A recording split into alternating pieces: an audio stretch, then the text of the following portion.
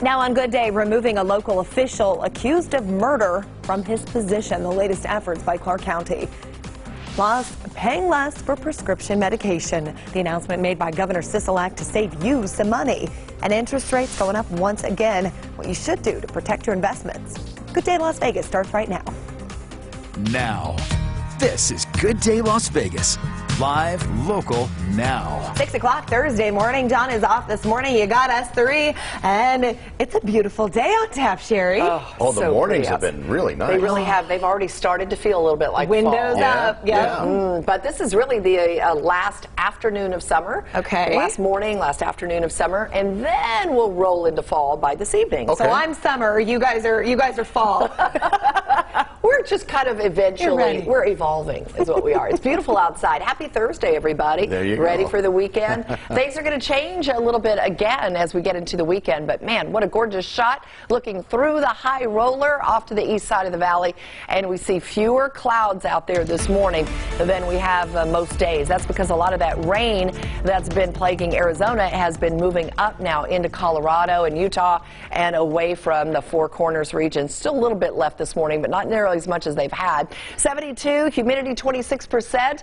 We're staying dry. 35 is the dew point, and we're a few degrees cooler this morning than we were yesterday. Sunrise 6:29, 6:37 is the sunset. So we're just about at equal day and equal night. Because of the tilt of the Earth's axis, it's not perfectly to the minute, but it's oh so close. 70 is a good average temp. We're clear. It's a little cooler this morning, kids. Feels good out there. This afternoon, low 90s when that school bell rings. I think you're going to like it. It won't be as windy as it's been. Sunny and mild. Temperatures right around normal. That will change by the weekend. Let's get to the roads, though, and check the drive. Nate's here with a look. Trying to keep that right around normal as you're getting up and at 'em, checking out that overall freeway traffic map. And the good news is it is staying green. Oh, it's jamming up a little bit on the I-15, as you should expect here around that 6 a.m. hour. We have a live picture for you. Overhead signs doing a great job. Of course, no one really pays attention to the speed limit signs that change up there. These are the southbounders. There are the times of travel from Russell Road down to Prim. Just over 40 minutes for the folks headed for the California-Nevada border. Northbound side doing just as well. Got a big heads up for you on the Las Vegas Strip. There's a construction project there that may slow you down. In fact, the northbound side is completely closed. We'll talk about it and show it to you in our next report, Heather. Nate, thank you. A suspect in a double stabbing that forced a lockdown at Desert Springs Hospital is now in custody.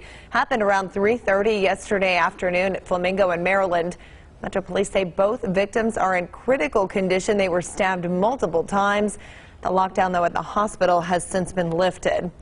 Our 8 News Now investigators have learned a man accused of stabbing and killing his own mother last week was released from prison just 6 months ago. This is 34-year-old Pablo Bonilla, and he was serving time for attempted burglary. Now he's in custody, accused of killing his own mom, 74-year-old Paula Zuniga. Metro Police say he was holding knives, a teddy bear, and a picture frame when he surrendered after a standoff. Next week, the 8th Judicial Court will review Clark County's petition to remove accused murderer Rob Tellis as public administrator.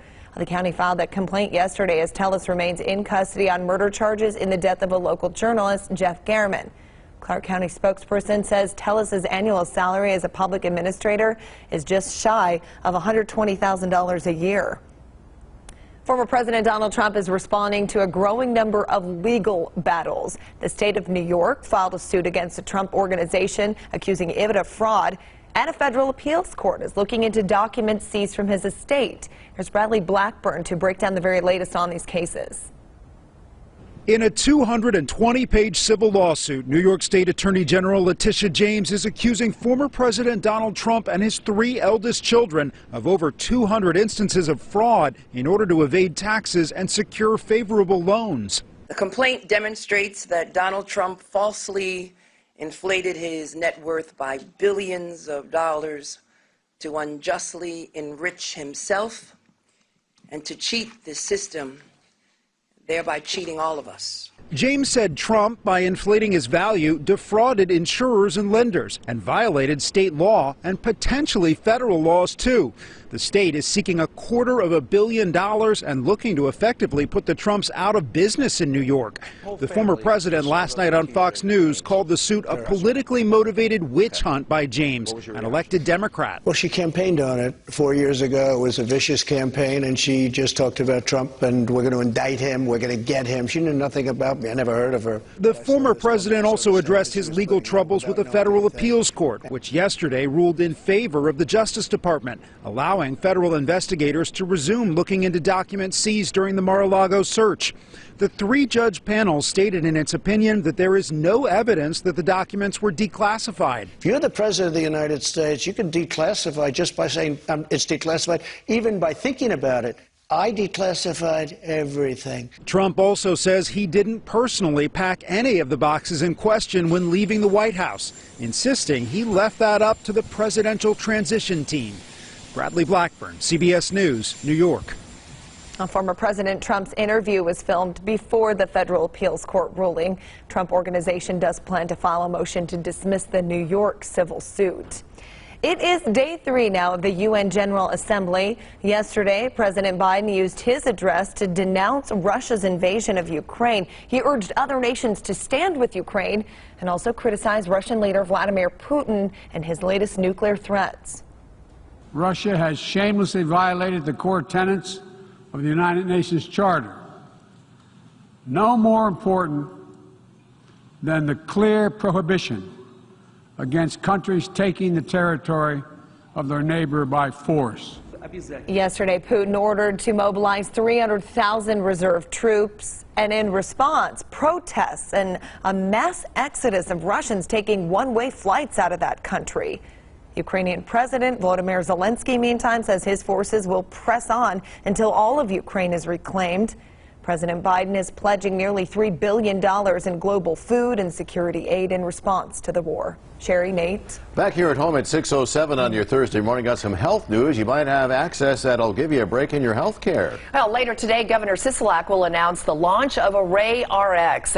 It's a free digital discount card for prescription drugs, and all state residents can apply for it, which could save you up to 80% on your medications. Oregon and Washington have similar programs. Now to cannabis consumption lounges could be opening in the city of Las Vegas. City Council voting 5-1 to go ahead and allow businesses to apply for those licenses. Of course, the county has been working on the same issue.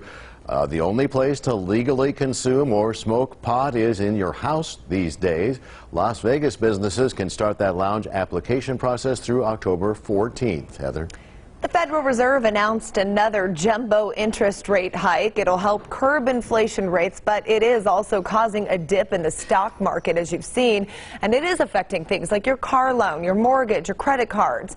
As our Sasha Loftus reports, it is causing concern about those 401k and retirement plans as well. It's scary. Sometimes kids have to help their parents now. As the economy continues to change, Cindy Kester says it's been a real roller coaster. Recently, we've taken a major hit, and we're in very safe, secure investments. She's considering retirement soon. And while she has quite a bit of money socked away, interest rate hikes and stock market plunges have her attention. Inflation is out of this world right now. On Wednesday, the Federal Reserve raised interest rates by another 0.75% in another effort to curb inflation. But this is also connected to a drop on Wall Street, with the Dow and S&P 500 falling by about 500 points. A bit of craziness in the market. UNLV economics professor Stephen Miller says this has the power to really affect those ready to cash out their 401k, while also facing a higher cost of living. They're going to be hurt by this, not because of the stock market, but rather because the Fed is going to be controlling inflation through aggressive policy. So if you still have time to save, Costa recommends kicking things into high gear now, so you're ready for whatever comes next. So you need to plan for yourself and not rely on others. Sasha Loftus, 8 News Now. Stephen Miller says no matter how close you are to retirement, he does recommend having a myriad of investments with different risk levels. He expects the economic climate to level out by the end of 2023. Certainly hope so. Coming up, healthy habits for both you and your child. Plus, today it is Media Day at Golden Knights training camp. Yes, they are back on the ice. One player looking to turn some heads. Sherry? All right, our weather always